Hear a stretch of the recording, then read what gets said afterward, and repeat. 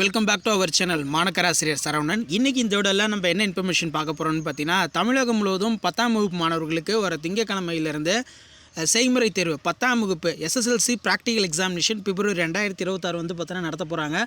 23ஆம் தேதியிலேருந்து 28ஆம் தேதி வரைக்கும் இந்த ப்ராக்டிக்கல் எக்ஸாமினேஷன் வந்து நடக்கும். இது தொடர்பாக நமக்கு வெளியான பத்திரிகை செய்தி, 10ஆம் வகுப்பு அறிவியல் செய்முறை தேர்வு பிப்ரவரி 23ஆம் தேதியிலிருந்து தொடக்கம் அப்படிங்கிற மாதிரி சொல்லியிருக்காங்க.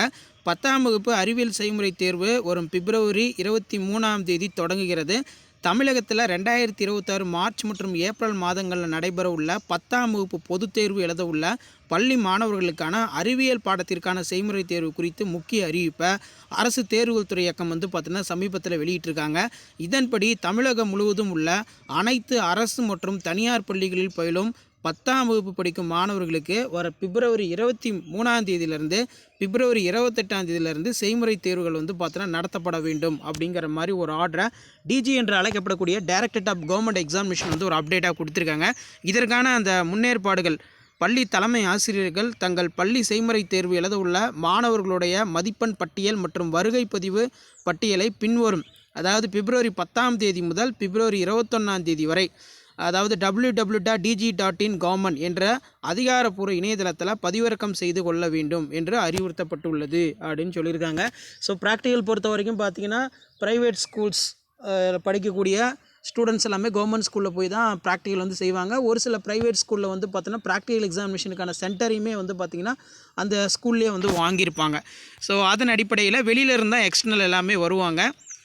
இதை பொறுத்த வரைக்கும் அறிவியல் பாடத்தை பொறுத்தவரை சமச்சீர் கல்வி முறையின் கீழ் தியரி வந்து பார்த்திங்கன்னா கருத்தியல் தேர்விற்கு 75 மதிப்பெண். ஸோ 75 மதிப்பெண் தான் சயின்ஸுக்கு மட்டும் பப்ளிக் எக்ஸாமினேஷனில் கேட்பாங்க. மற்ற எல்லா சப்ஜெக்ட்டும் தமிழ், இங்கிலீஷு, மேக்ஸு, சோசியல் எல்லாம் 100 மார்க் இருந்தாலும் சயின்ஸ் பொறுத்த வரைக்கும் வெறும் 75 மார்க் தான்.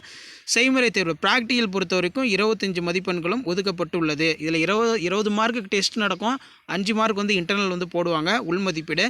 இதில் மாணவர்கள் தேர்ச்சி பெற கருத்தியல் தேர்வில் குறைந்தபட்சம் 20 மதிப்பெண்களையும் செய்முறை தேர்வில் குறைந்தபட்சம் 15 மதிப்பெண்களும் எடுக்க வேண்டியது அவசியமாகும். செய்முறை தேர்வின் போது மாணவர்கள் வினாக்களை தாங்களாகவே குலுக்கல் முறையில் தேர்ந்தெடுக்கும் செயல்முறை விளக்கங்களை அளிக்க வேண்டும். மேலும் மாற்றுத்திறனாளிகளாக மாணவர்கள் விரும்பினால் உரிய கடிதம் வழங்கி செய்முறை தேர்வு எழுதுவதிலிருந்து விலக்கு பெற்றுக்கொள்ளலாம் என்று அரசாணையில் குறிப்பிடப்பட்டுள்ளது. தேர்வு முடிந்தவுடன் மதிப்பெண் பட்டியல்களை உரிய ஆவணங்களுடன் மார்ச் 2ஆம் தேதிக்குள் சம்பந்தப்பட்ட அரசு தேர்வு உதவி இயக்குனர் அலுவலகத்தில் ஒப்படைக்க வேண்டும் என தலைமை ஆசிரியர்களுக்கு உத்தரவிடப்பட்டுள்ளது. ஸோ ஆல்மோஸ்ட் வந்து பார்த்தீங்கன்னா பப்ளிக் எக்ஸாமினேஷன் கண்டக்ட் பண்ணுறதுக்கான எல்லா ப்ராசஸும் வந்து பார்த்தீங்கன்னா நடந்து முடிஞ்சிட்டு இருக்குது. அதில் ஒரு பகுதியாக 10th ப்ராக்டிக்கல் எக்ஸாமினேஷன் வர 23ஆம் தேதி மண்டேலேருந்து 28ஆம் தேதி வரைக்கும் நடத்த போகிறதா சொல்லியிருக்காங்க. இதில் மெயினாக வந்து பார்த்தீங்கன்னா இன்னொரு முக்கியமான அப்டேட் வந்து பார்த்தீங்கன்னா வெளியாயிருக்கு. ஸோ அது என்ன அப்டேட் அப்படின்னு வந்து பார்த்தீங்கன்னா, பொது தேர்வில் சொல்வதை எழுதுபவர்களை பள்ளி ஆசிரியர்களே நியமிக்க வேண்டும் அப்படிங்கிற மாதிரி சொல்லியிருக்காங்க.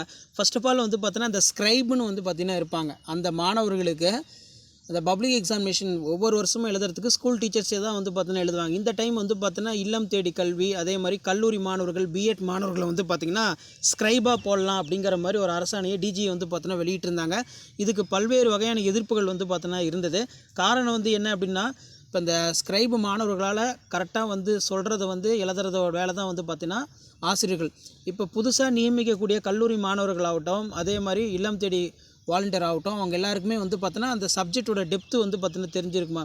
ஏன்னா அந்த ஸ்க்ரைபு எழுதும்போது ஸ்டூடெண்ட் சொல்கிறத வந்து பார்த்திங்கன்னா கரெக்டாக தான் சொல்லுவாங்கன்னு தெரியாது.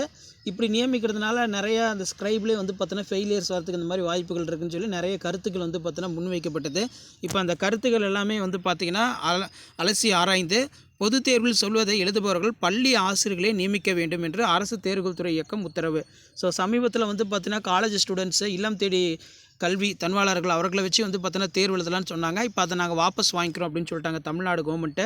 அதன் அடிப்படையில் தமிழ்நாடு அரசு தேர்வுகள் இயக்கம் வெளியிட்டுள்ள உத்தரவில் பொது தேர்வில் சொல்வதை எழுதுபவர்களாக பள்ளி ஆசிரியர்களை நியமிக்க வேண்டும் அப்படிங்கிற ஒரு ஆர்டர் பாஸ் பண்ணியிருக்காங்க. இது தொடர்பாக உத்தரவு என்ன சொல்லியிருக்காங்கன்னா, மார்ச் மற்றும் ஏப்ரல் 2024 நடைபெற உள்ள 10ஆம் வகுப்பு மற்றும் மேல்நிலை பொதுத் தேர்வு கடந்த ஆண்டினை போலவே அரசாணை எண் 54 பள்ளி கல்வி பொதுத்துறை நாள் 29/2/2016 மற்றும் அரசாணை நிலை எண் இந்த இடத்துல பார்த்தோன்னா 62 பள்ளி கல்வி அப்படிங்கிற மாதிரி சொல்லியிருக்காங்க. ஸோ அதை பேஸ் பண்ணி 25/3/2022 ஆகியவற்றை பின்பற்றி சொல்லுவதை எழுதுபவர்கள் நியமிக்க உள்ளனர். எனவே முந்தைய ஆண்டுகளைப் போலவே ஆசிரியர்களை சொல்லுவதை எழுதுபவர்களை நியமிக்க அறிவுறுத்தப்படுகிறது என்ற விவரம் கொடுக்கப்படுகிறது அப்படிங்கிற மாதிரி சொல்லியிருக்காங்க.